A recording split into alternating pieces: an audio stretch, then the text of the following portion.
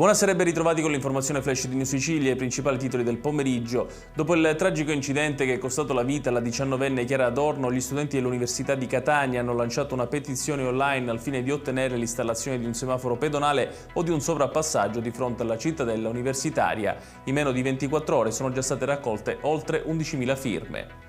I carabinieri di Trapani hanno arrestato 3 persone ritenute responsabili di aver appiccato gli incendi divampati nella zona nei mesi scorsi.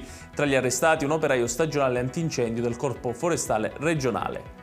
Il nuovo contratto dei dipendenti della ST Microelectronics di Catania ha lasciato scontento il sindacato Wilm. Arriva la risposta dai colleghi di un'altra sigla, la FISMIC, che dice no alla delegittimazione di un accordo molto positivo per Catania.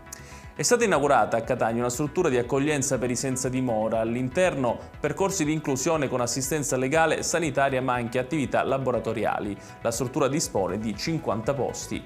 E chiudiamo con il meteo, arriva l'autunno in Sicilia, domani previsti cieli nuvolosi e piogge sparse sull'intero territorio regionale, temperature in netto calo rispetto ai giorni precedenti.